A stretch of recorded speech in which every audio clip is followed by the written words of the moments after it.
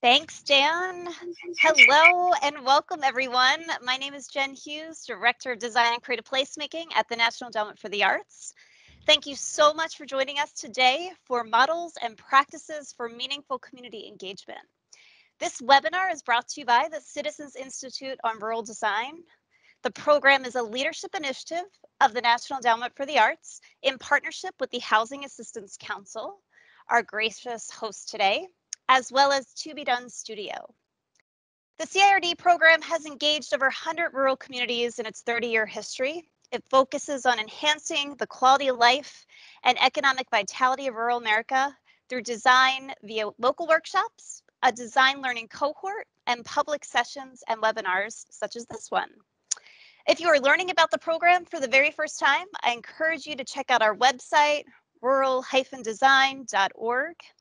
And we've been overwhelmed by the response to this webinar today, and I have a few hunches as to why. Community engagement is a critical component of any local design project, and the ideas and vision for your place's future resides in the hands of your fellow community members.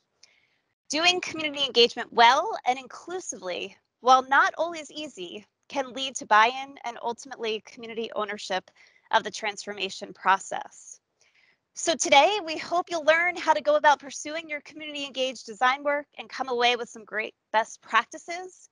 And knowing our presenter, I have no doubt that you will also have a lot of fun. I am honored to introduce you to our presenter and facilitator for today, Jamie Horter. Jamie is a rural advocate, small town artist, and community coach based out of Lyons, Nebraska. She works primarily in rural places and believes in the power of art to shape and enhance the quality of life in rural communities. She uses art to create opportunities for everyday citizens to become more engaged in the conversations and decisions impacting their communities. So with that, I just want to give a loud shout out and thank you to Jamie and turn it over to her. Thank you so much, Jen. Hey, welcome everybody. It's really great to see your faces. And I love all of the comments you're putting in the chat of who's in the crowd today. What an exceptional crowd we have. This is going to be a ton of fun. So let's talk about what we're going to talk about. For today, we are, and Dan, if you could spotlight the drawing, Jamie, version. Okay, hi, this is me too. So for today, we are looking for your wisdom. This is about community engagement, and we're going to do this in a participatory way. So please look for the chat if you can to find that and type in who you are, where you're calling in from. Share a little bit about your community practice so we can get to know each other because there's a lot of wisdom in the room today, and maybe you'll make some friends or meet some future collaborators. So please use this often. I'm going to be prompting you a lot to see what you have to share. And then I want to see if you can find the raise hand option. It should look like this, but I'd love if everybody could just click on that. If you can find that right now, let's practice using that.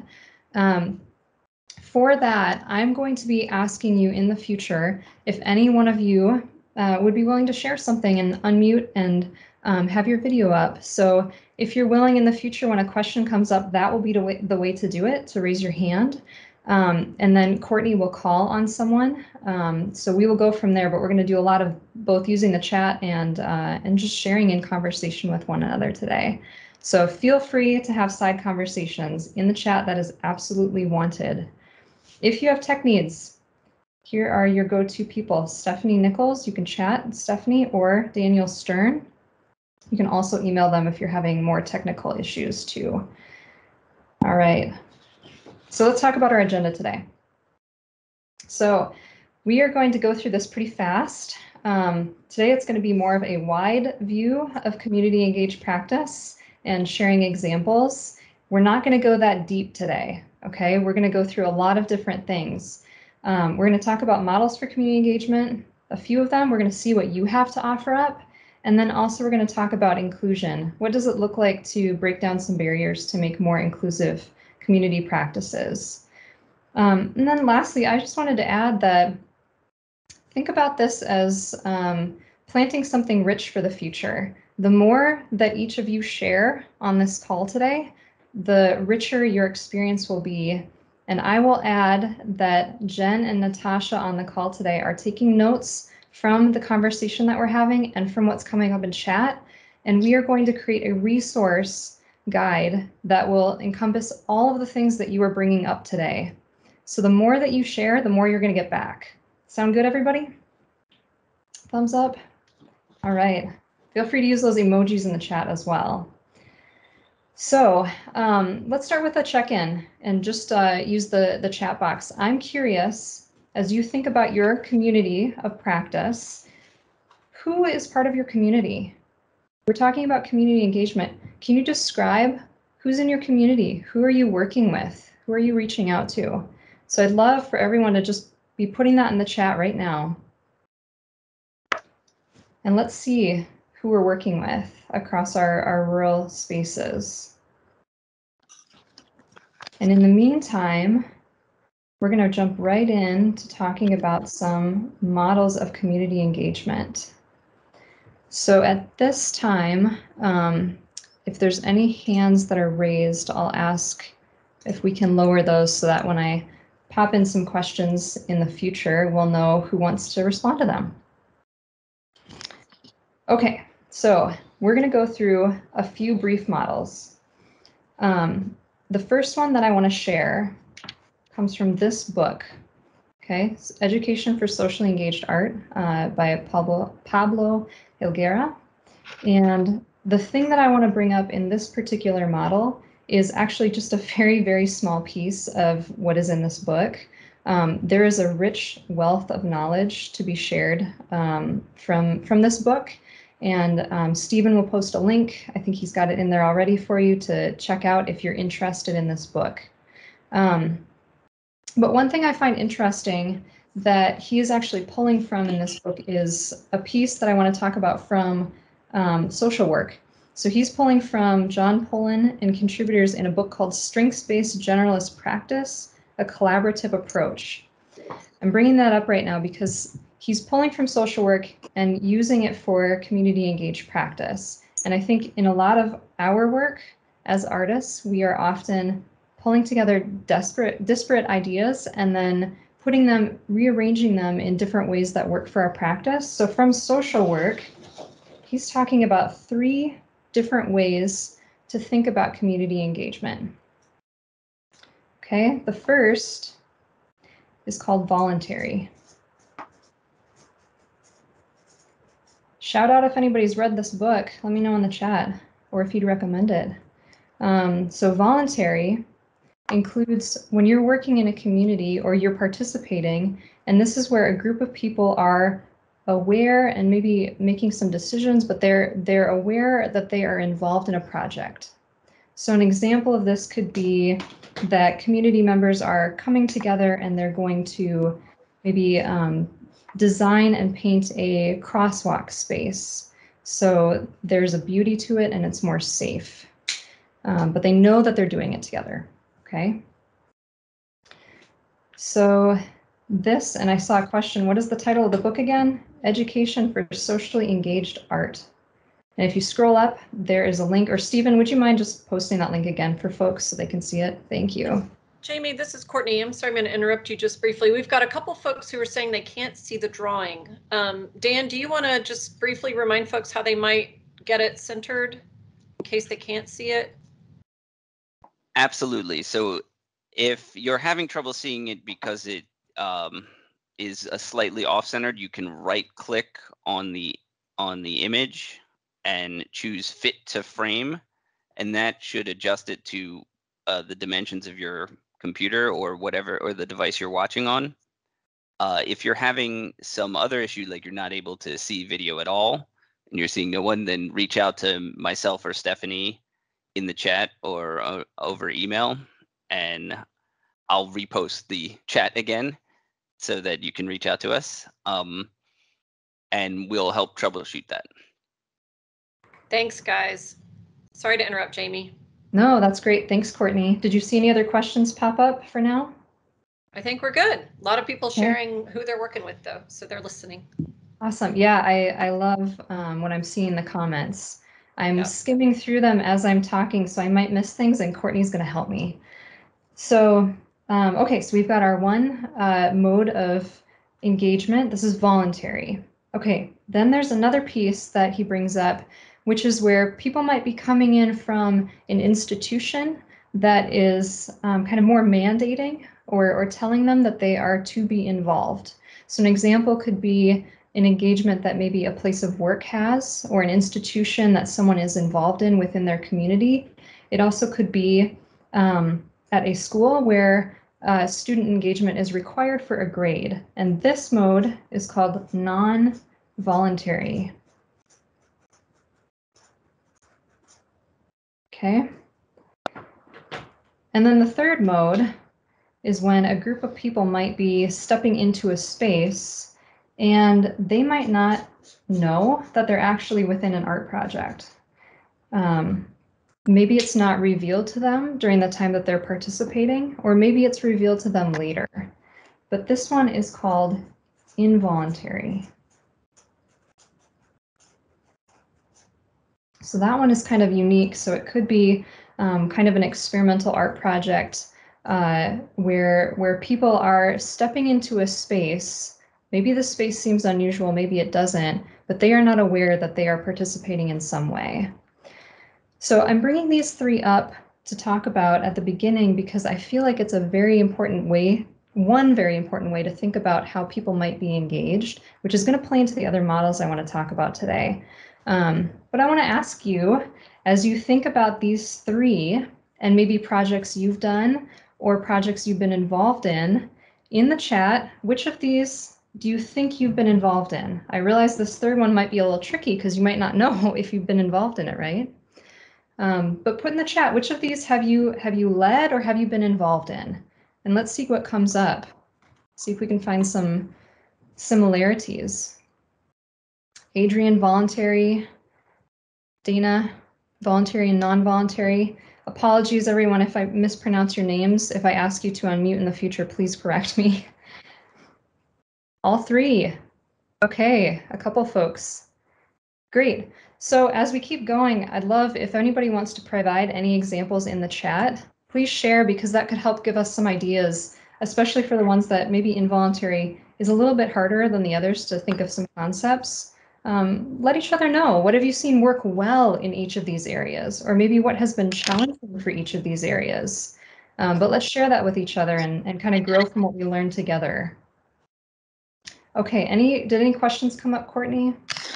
No, just folks sharing. It looked like a lot of folks had experienced all three or a mix. Awesome. That is really interesting. Yeah, feel free to provide those examples.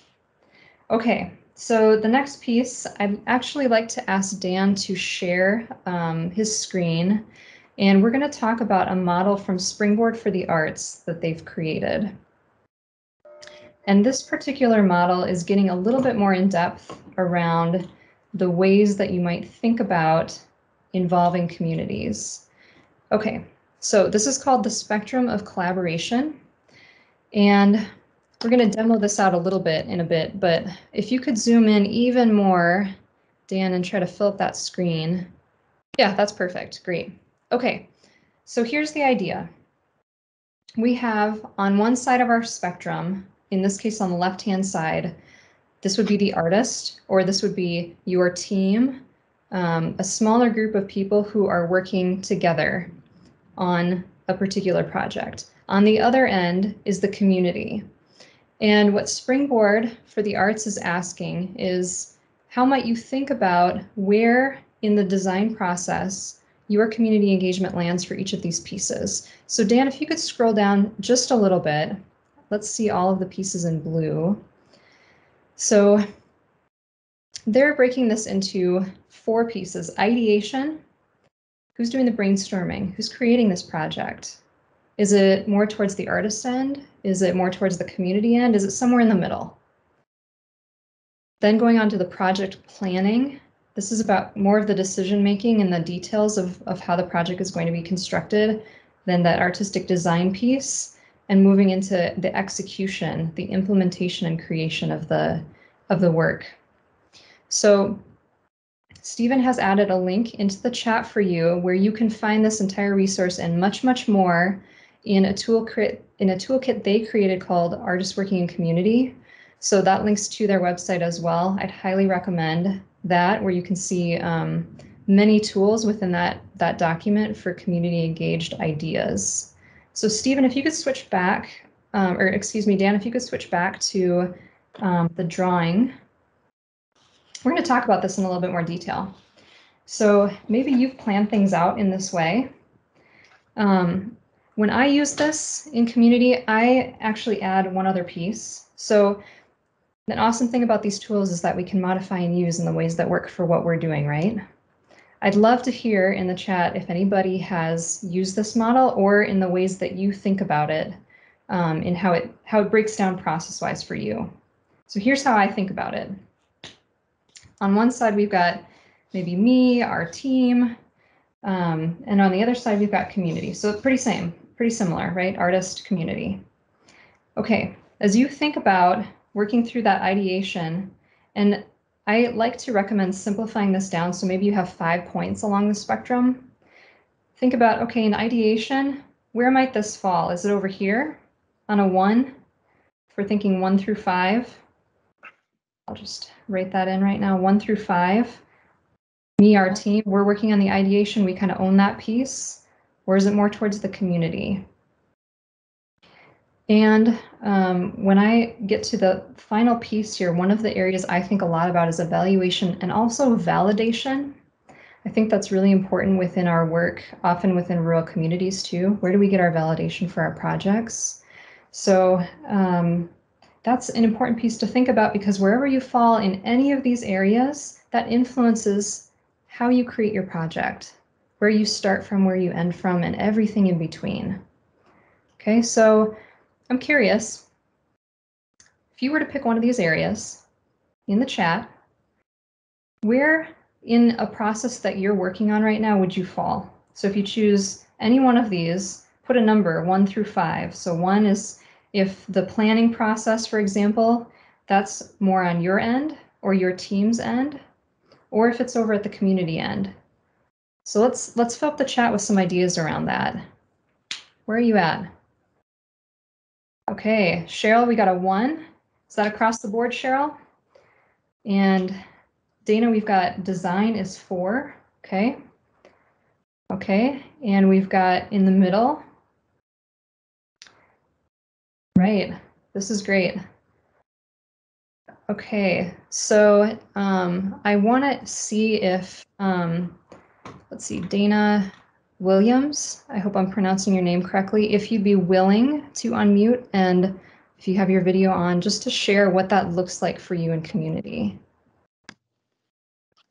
Hi, Dana Williams is exactly correct. For us, we have a local design team that has volunteered to help with us in this work. And we just provide this basic framework for them to walk through. And so we did some deep listening in our community and then some community workshops. And now then we're getting ready to prototype. And by we, I mean they. We've just provided a framework for how to have the conversation, how to document the conversation, and then bring it back. Once we get past kind of this prototyping into piloting, then we'll really move a little further along the spectrum into the me, our team piece, primarily because our organization is going to be doing a lot of the funding to get this going in the community. And so that's where we are. Awesome. Dana, thank you so much for sharing that example. Appreciate the detail because it helps us think through how we might approach these things depending upon what number we're at.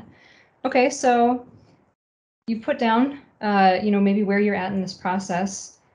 Pick a column now, or pick a row, whether that's implementation, evaluation, design, planning, ideation. And I'd like to invite you to add in the chat, where would you like to be? Where would you like to be? You might find that you're exactly where you want to be, or maybe you've got a number that's different from where you said you are right now, but where would you like to be? And Courtney, what are you noticing about what's coming up from people's comments? There's a couple of comments similar but a little different, but basically with the idea that where people are now or maybe where they'd like to be also is sort of a diagonal line from top left to bottom right.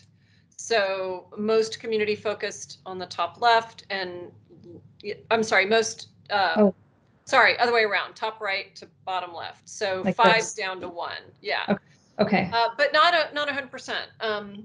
That was one comment. And then another, Dory posted a great note about really specific placement where design is more on the team side and ideation and evaluation is more on the community side, basically. Okay. Great. But yeah, Dana's saying diagonal line resonates. More interest in implementation, focus on implementation. Okay. Move more community centered. That's wonderful, because this is, I think, going to tie in really well to the third model that we're going to talk about, which goes a little bit deeper into thinking about how you might plan some things out with your community. So I'm going to start here and just showing you a brief overview, then we're going to dive into more details around this.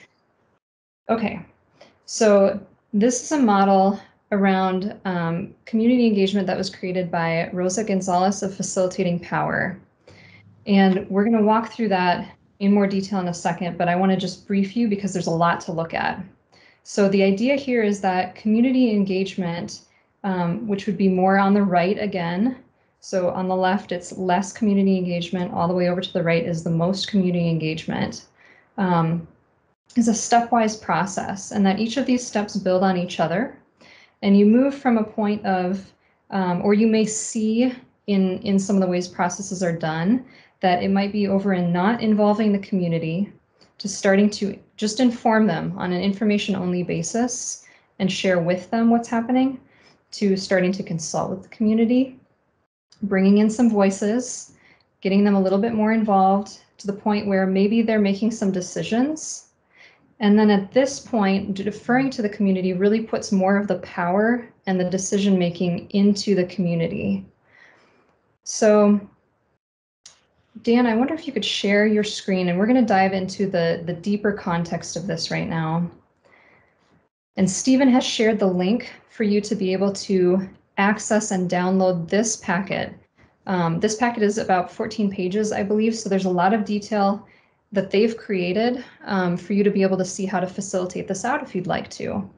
But we're going to talk through some of these details. So if you just look towards the top of this chart, you're seeing those same steps that I had outlined before: ignore, inform, consult, involve, collaborate, defer to, right? Steps 0 through 5.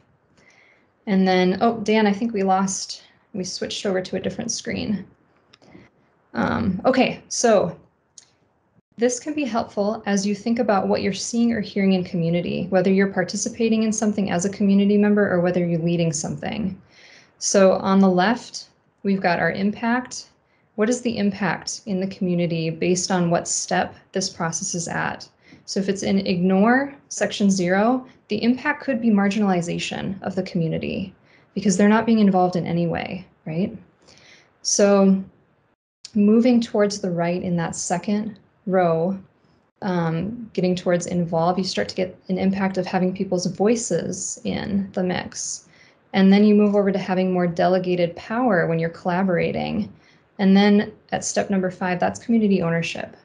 So that's having a lot of power, empowerment, and power directed to the community. They're the ones who are making decisions. Awesome. Yes, the ladder of citizen participation. I think that Sarah Ray mentioned. Thank you, Sarah. I think in this packet, they actually referenced that this model was built from a couple different things. I believe that ladder of citizen participation was one of them.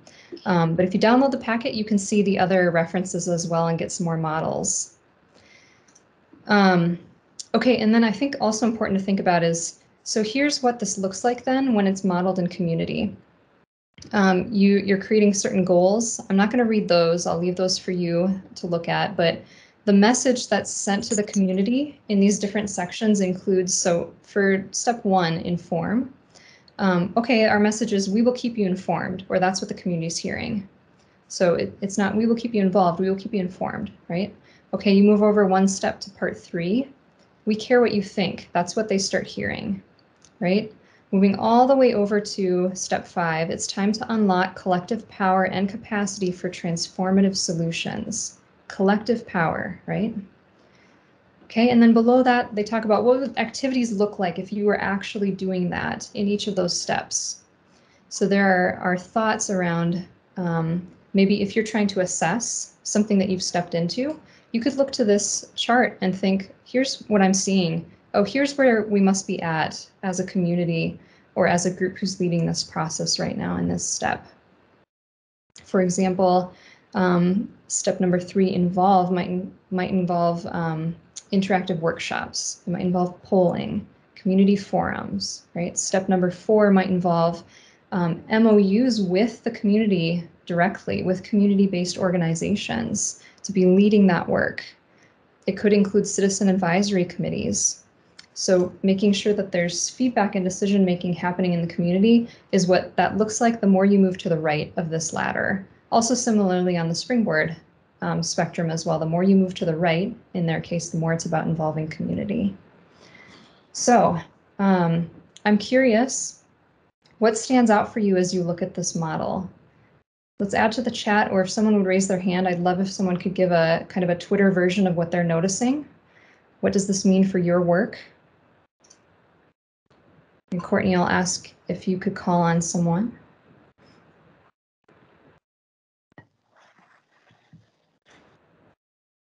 Okay, what is an MOU? Memorandum of Understanding. This would be if you were contracting directly with community members or groups within community rather than taking on all of the work yourself. So I think the idea being here could be that the more voices you bring in, the better ideas you're going to get, but then the more perspectives and inclusivity is coming in to make a better product or process or both. Love that question. Courtney, are you seeing any other questions? Not right now, no. Okay. Yeah. Great. We could also just ask folks if they want to either raise a hand or just unmute and speak. I see a raised hand here. Let's see. Go for Looks it. like Tanya has her hand up. Yeah, I really I appreciate this model because it's very practical. And a lot of the times when we think about frameworks or like wrapping our head around a way to think about something, it doesn't include practical steps. So I like the activities, and you can see how when you start at 0, those are, even inaction is a decision. And so as you move through that continuum, the activities seem to lead to the next level of engagement. And so I really appreciate having that kind of listed out and kind of figuring out where we would start as a community and where we could go towards, kind of having that goal to shoot towards. Awesome. Thank you, Tanya. Appreciate your articulation of that. And this really does provide you some steps that you could start using, or at least a framework to think about what this actually would tangibly look like if you were doing it out in community. That's important. I saw, let's see. Jane has a hand up as well. Jane Rogan. Great. Hey there. Thanks so much for putting this up. I'm a huge fan of Arnstein's model and use that model pretty much religiously every day. And one of the things that we try to make sure that we do is to engage a community no less than that sort of collaboration partnership level. Because anything lower than that, doesn't really invoke a sense of trust. So try to make sure that there's an opportunity always for our communities to participate in the planning and to be partners with us, rather than it being us coming in as outsiders and doing everything. With the end goal being that we ought to be able to walk away and the community ought to be able to continue without us. And that's where we get to this community ownership piece. Absolutely. I love that. The community should be able to continue without us. Yeah. And also that challenge where you're saying starting at maybe step 4, or challenging yourself to think about where might I start at a higher step than I was last time. I think in particular, because we're talking about specifically community engagement, we're trying to work towards more of a level 5, right? Or more towards community engagement in some way. And it'll look different depending upon your project. And there's a lot of different moving parts, but I appreciate that idea of challenging. I wanted to uphold in the chat. I saw one earlier from Amanda Griffin. As more of the community is involved, the power of community is harnessed for everyone. That's really wonderful. Courtney, anything else? Yeah, well, there's another hand up as well, but I thought I might point out a comment from Sandro in the chat, which is really interesting about talking about efficiency and in decision making, and how the closer you get to 5, perhaps efficiency becomes less, but that it's also less important to be efficient when you really are putting the community in the driver's seat. Yes, I love that comment. And actually, I think later on in this packet, there is a benefits and downsides section. So you could see the possible ways in which every step could have benefits and every step could have downsides to it. And it speaks to some of that as well. So definitely encourage you to check out that resource. And Stephen, if you would mind putting that in one more time, just in case. And that I see questions coming up about it. Yes, so the link will be the direct download. We're also creating a resource shared, crowdsourced, that we will share with you later based on all the things you bring up, as well as the things that are mentioned here. So, okay, are there any other models? Oh, Courtney, I see you. There was just one more question or a hand raised from Molly. I'm not sure if we have time for one more on this topic. Let's do a Twitter version. I'd love to hear from Molly. Yeah, can you give us your best Twitter version? Hey, can you hear me? Yep. Great. So this is a really helpful model. I have some questions when you're moving from inform to consult, and who our town operates kind of around a town council. And it feels like when anyone outside of the town council is trying to move, that has limited capacity, anyone trying to move to consult outside of the town council kind of gets blocked. So how do you work with different power dynamics when you don't really feel like you have the agency to move to consult or involve from inform? Yes. Yeah, that's a lovely question. That can be a challenge in many different circles, not just city councils, but could be that space too. So, okay, we've got a ton of wisdom in the room from all of you. Let's throw it out, phone a friend. In the chat, can you respond to that? How have you worked in that situation when it's arisen? Because it does come up often and will continue to come up, right? That power dynamic can be always something that we're grappling with. How have you worked through it? So I'd love if you could respond in the chat. Let's see what life experience and wisdom you have that you've used, and tap into kind of the collective consciousness. So certainly a lot of empathy there as well. A lot of people saying, here, here, same challenge. Yeah, absolutely. So I'm going to keep moving forward, but just want to ask if you'd be willing to share, what are the other models that you look to when you think about community engaged practice? Could you put links in the chat, or could you just describe what they are if you know the name of them? This includes books that you've read. This could be podcasts or a podcast episode. This could be PDF links, any sort of resource. And of course, this could be things that are outside of the quote artistic realm, but that you're adapting and using in your artistic practice. So we will compile all of those things and create a really rich resource for all of you. So thank you in advance for sharing some knowledge. All right, so we're going to move on to talking about breaking barriers. And when we think about inclusion and accessibility, that's a lot of what we're talking about is breaking barriers. The barriers that we might witness in our community could be things like patterns that keep repeating. They could be things like behaviors that we notice that are happening within the community. They could be systems or structures that hold people back for whatever reason, right? Systemic racism being one of them. They could also be ways of thinking about the world, our mental models within a community, or they could even be within our own minds, really. And those are the things we have to work through, right? So sometimes when we're working to break through them, we start to notice things. Okay, so one of the things that I sometimes hear when I'm working in community is this question that shows up, which is, why didn't they show up? Right? Maybe you've had this experience too, where it came up and you're wondering what happened. Why wasn't there the participation you were thinking of? So when you hear this question show up, I'd like to encourage you to get curious. That will be your cue to become curious and start to shift that question to a different headspace, which will unlock a lot of new solutions. All right, and that would be, how might we be more welcoming? How might we be more welcoming? When we think about that, it starts to change the way we think about those barriers that might be keeping people back. We start to get curious. We start to ask questions. We start to think about, what are our blind spots? Who else do we need to involve who might be able to help us see those things, right? So with that, we're going to talk about 4 different areas for inclusion. I really need your help with this. I need to know what you've been doing out in community that speaks to these areas. So we're going to talk about accessibility, technology, planning and time, and we're going to talk about inclusion.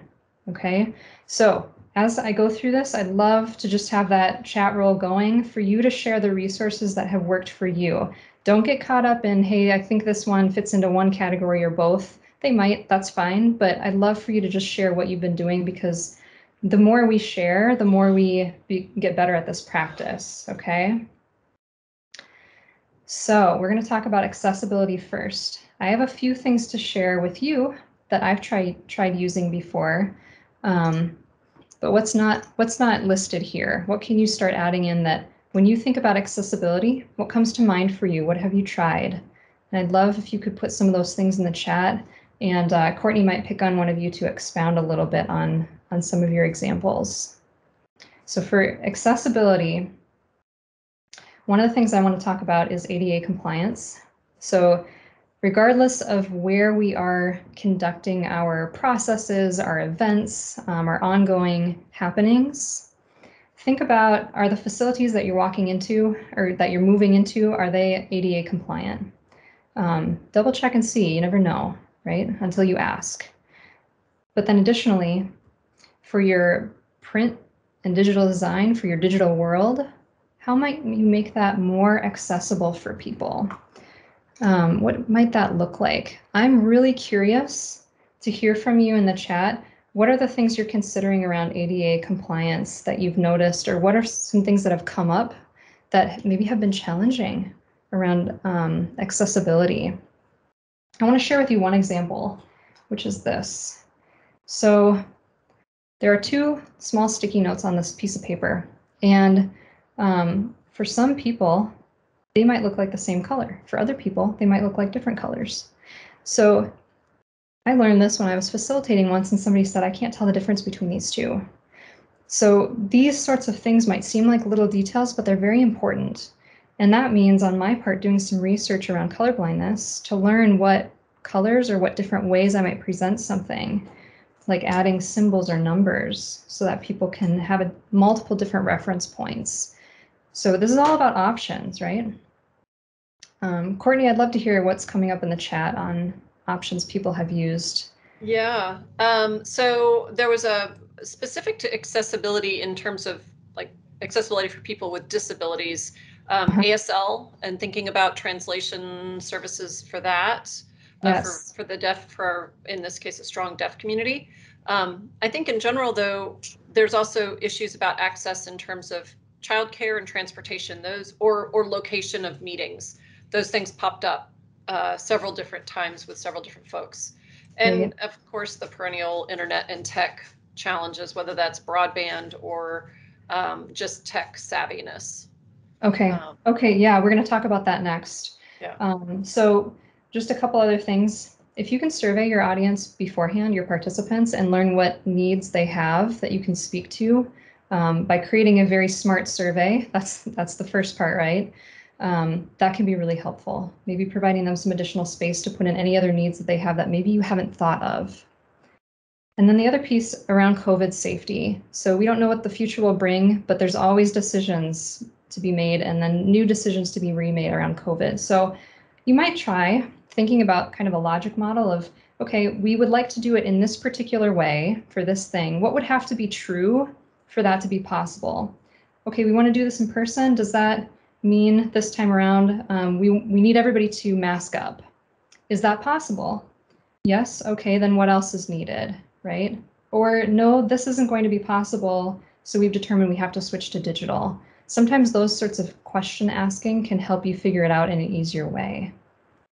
Okay, I'm going to roll right into tech because some of that was mentioned. Having closed captioning, which we have today, thinking about language and translation, and making sure that you're able to speak to your different audiences who may not be literate in the language that you're presenting in, so having that available.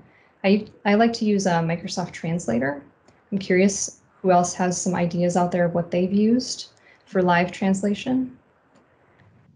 Jamie, there was one that's not so much about live translation, but using tools that are not, don't require language, so Legos or clay or other kinds of modeling. Love it. Which work with both language translation issues and also maybe deaf community and even perhaps blind community members. Yep, that's great. Legos. Yeah, how can we present things that don't need to be done in writing? What imagery can we use? The second camera, actually this is an example of that. I just have my iPad hooked up to project this. You could do this very easily, and by having a second camera set up with a phone or a tablet, you can have that posted on something that's close up that you need people to see. If they're interacting virtually, they might not be able to otherwise. But really, I think about providing options for people. How can we do this in hybrid ways that help to get more people engaged? You might have communities who have many different needs, COVID aside. Do they have Wi-Fi? If not, can you provide it for them? Can you create a hotspot? Can you have a designated tech person to make sure that your tech is handled? So thank you to Dan and Stephanie today, so that I don't have to worry about that, right? It helps you divide out things and make it easier and more flowing. What about if people are at home and maybe they're not participating besides at home? Could you tap into your rural community access channel and broadcast it there as one way so that you're kind of accommodating different tech proficiencies? If they don't know how to sign up for a Facebook Live, could that be something they could go to on their access channel? But kind of get creative, think differently about how that might work. And then are there things that you might have tangibly created that are places where they can pick up materials or that are mailed out to them, but try to make things engaging in new and different ways? Courtney, what else are you seeing from people around tech? Several actual, tech programs, things like Google Jamboard or Miro, which definitely goes further into the realm of tech rather than avoiding it. Yeah, those are great examples. Yeah. I also use Mural. That can be a little bit easier than Miro, but better than Jamboard in some ways. I think a lot of people like your setup, which you described, your second camera with the iPad view. Okay. Yeah, keep it simple, right? All you need is some paper and some markers and a camera, right? Okay, so Courtney, I'll come back to you. Let's move to planning. If you can work with your community's calendar, wherever you're at, so that you're first checking with them to make sure that you're not overlapping on things that are otherwise already standing as meetings and are important to them, you can help to show that you care about their values and that you're catering to their needs. So really pay attention to that. Use existing channels that are happening in a community for how they do outreach. So for me, in my community, the way to get a hold of people and let them know something's happening is to drag out into the middle of the street this roller cart that we have for anybody to use, and tack on a piece of paper that has the announcement with what you're going to do. Now that's going to look different in every community, but working in your communities, you know your communities. Where are the places you can find that? Another spot is a bulletin board in our post office, right? So think about what those channels look like. Provide breaks for people. Practice self-care. We are fatigued and zoomed out. So it's awesome that you're all here, by the way. But make sure to plug that in because that's important. Be very clear with what's happening around COVID. Your decisions might change throughout the course of prior to your event, but as long as you keep people in the loop, you will be able to keep your audience attracted to your event and not wondering what's going to happen or are they going to be safe or what's that look like. Okay. And then I think the most important piece is really about building relationships. So as you're thinking about your timeline and your models, that relationship building might take place years before you start a project. But the more that you can do this, the better your community engagement's going to be. Okay, so Courtney, I'll see if there's any others that are coming up right now around planning. Oh, and you're on mute right now, Courtney. Sorry, thanks. Things like hanging posters in the grocery store windows, using your local library, which can also be a great resource of tech availability, hotspots and such. Awesome. Let's see, laptops people can check out for access. I realize we're kind of going back to tech there. Phone calls as a way of reaching people, door-to-door type things. Let's see. That's great. Yeah, let's fill in the gaps. What's missing here? Anything that we haven't talked about that would be good to have in this resource guide so we can think back to it later. You know, we're going to have kind of this toolkit that we can pull from as we go out and work on a particular project. So there's no right or wrong answer here, but really appreciate what you're offering so far. And then lastly, thinking about inclusion. So when we're thinking about inclusion, oftentimes what that actually involves is starting with equity and also thinking about diversity. So one thing that I want to share with you around that is maybe thinking starting with the question, what would make this an equitable process? What would make this an equitable project or event? And then figuring it out from there. So there's someone kind of nearby in my area of Nebraska by the name of Carlos Barcenas.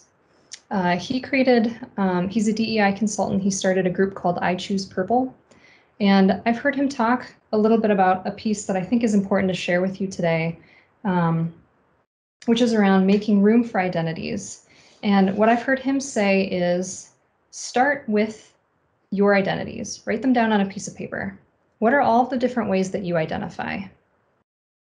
And then from there, think about maybe what categories you don't fall into, where you don't identify, or something that maybe is new for you. Write those down too. And he challenges people to think about what is the realm that makes you uncomfortable? What is the identity that makes you uncomfortable? Maybe you don't know about it, but for whatever reason, maybe try leaning a little bit into that and think about what research you might be able to do that relates to that identity so you can learn more. So for example, I brought up the identity of color blindness. And doing a little bit of research to learn what design elements might work better to make sure that I'm creating an inclusive environment when people walk in, right?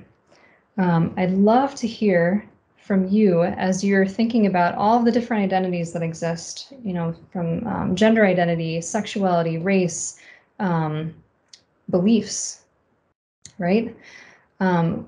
What are some of the resources that you've turned to learn a little bit more? Could you add those to the chat? What are the places that you're going to learn a little bit more about an identity that maybe is unfamiliar to you, or one that you want to advocate for? If there's an identity that you have that you would like to point people to a particular resource that speaks to that identity. And I see simplified from Maria Sykes, simplified language and visuals, not dumbed down, but not jargony. Yeah, that's awesome. People are smart, they're coming in, so write it in a way that's simple, which takes longer, but can speak better to what people are coming in for.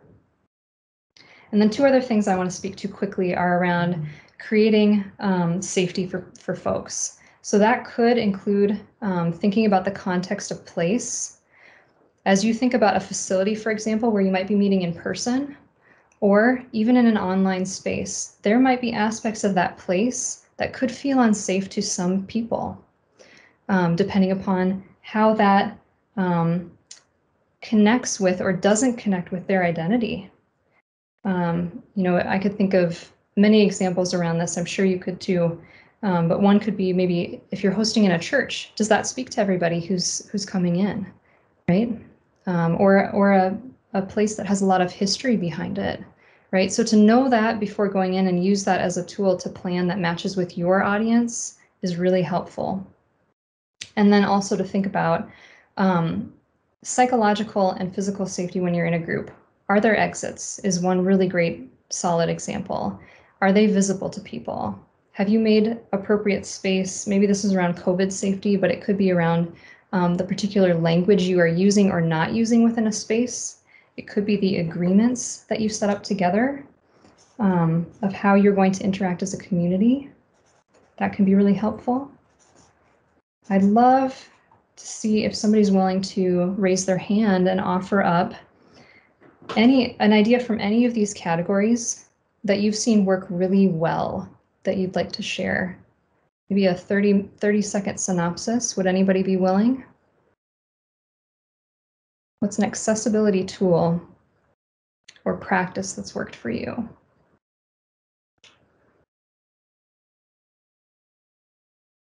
Okay, we'll keep taking folks. Oh, Courtney, you're... Yeah, I was gonna say, there's a couple I can add from the chat if no one's raising hands at the moment. Great. The idea of interviewing people, going back to your question about how do you learn more, interviewing people who do have that identity. A couple of folks mentioned that idea.